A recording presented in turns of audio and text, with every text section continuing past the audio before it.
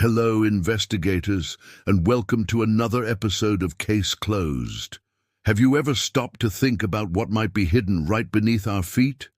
Picture this. You decide to renovate your house and suddenly you come face to face with a coffin. Upon opening it, the surprise, the mortal remains of a child, deceased for over 140 years. Sounds like a horror movie script, doesn't it? But this story is real and happened in the United States. The big question lingering in the air is, why was this child buried there? And more importantly, who was she? This case is one of those that makes us question everything. If you enjoy unraveling mysteries like this and aren't yet part of our team, subscribe now to Case Closed and hit that notification bell so you don't miss any of our investigations. I guarantee what's coming next will grip you. The macabre discovery we're investigating today came to light on May 9th, 2016. In San Francisco, a construction crew was working in the basement of a home's garage when they stumbled upon something entirely unexpected. It was a small casket made of lead and bronze. Curiously, it had small windows that allowed a peek inside. The care with which the casket seemed to have been buried suggested that those responsible for the burial were likely the little one's family. Looking through the glass, the shock was immediate. It was a child. Inside lay the mortal remains of a girl approximately 3 years old. She was dressed in white, wore little shoes, and held purple flowers. On her chest, a rosary and some eucalyptus seeds completed the funereal scene. The most intriguing part? No clues about the cause of death or her identity. Unsure how to proceed, the workers contacted Erica, the homeowner who was traveling. Upon returning and facing the news, her astonishment was inevitable. In an interview, she confessed she never would have imagined finding a child's body under her house, built in 1936. However, Erica mentioned that the discovery didn't entirely surprise her, given the area's history. Does this mean there was a logical explanation for the body being there? At least in part, yes. Erica explained that the Richmond district in San Francisco had been, in the 19th century, an area teeming with cemeteries. With the advance of urbanization and the city's rapid growth, the local government approved projects, prioritizing housing construction. So they built houses over cemeteries? Essentially, yes. Although many bodies were moved to other locations, not all met the same fate. Directly beneath Erica's house, there once existed a cemetery decommissioned in the late 19th century. Most of the bodies there were exhumed and taken to new graves in Colma, a neighboring town, but the girl found in Erica's casket was not one of them. According to authorities, she was likely forgotten or left behind during the relocation process. This little girl's story, however, was just beginning to unfold. They already knew why the body was there. But what to do next? To Erica's dismay, the remains found on her property would become a significant financial burden.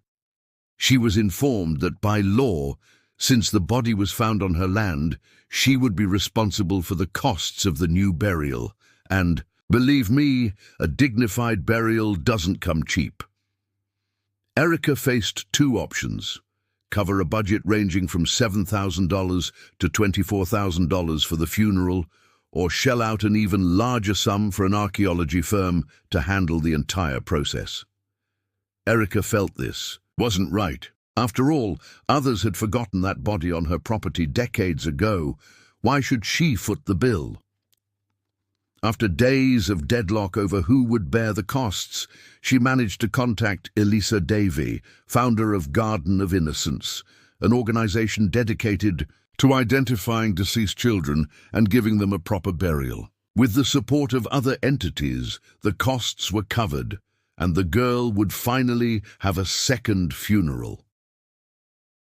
In June 2016, over 100 people attended the ceremony. On her headstone, a touching phrase, "If no one grieves, no one will remember." Provisionally, she was named Miranda Eve, until her true identity could be discovered. Thus began a meticulous investigation to identify the child. More than 34 researchers pored over some 29,000 burial records, compared maps dating from 1870 to 2017, analyzed records from a long-extinct cemetery, traced family trees, and conducted DNA analyses. Finally, the institution's website revealed the truth. Her name was not Miranda Eve, but Edith Howard Cook.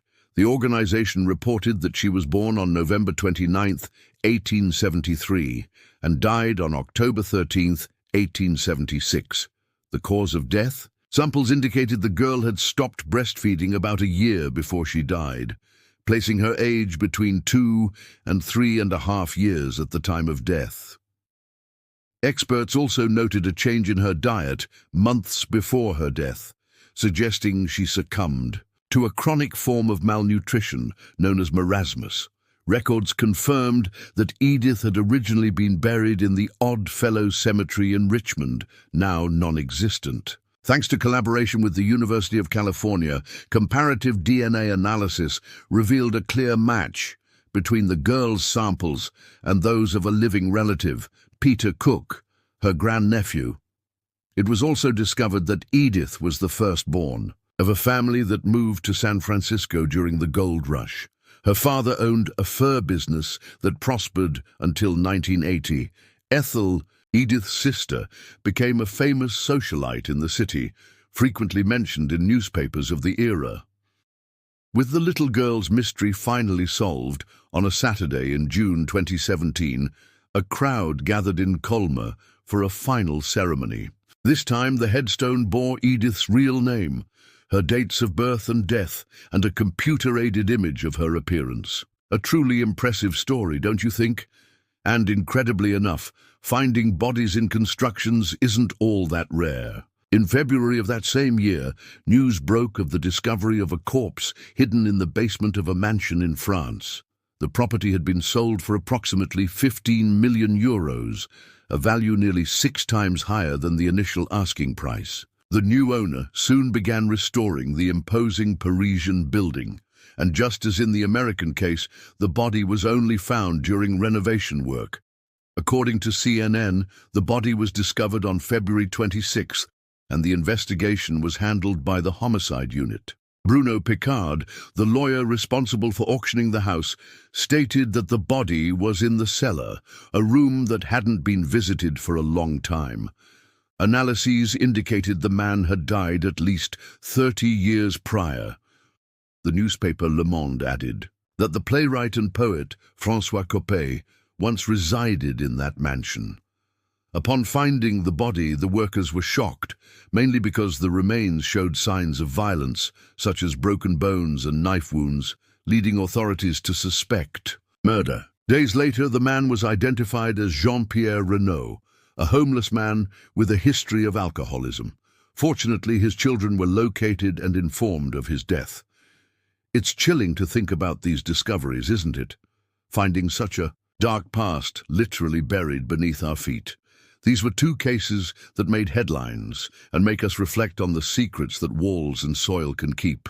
What would you do in such a situation? Leave your opinion in the comments. Which of these cases shocked you more? And if you have any theories, share them with us. Don't forget to subscribe to Case Closed and hit that notification bell so you don't miss the next mysteries we're going to unravel. Thanks for your company, and until the next case.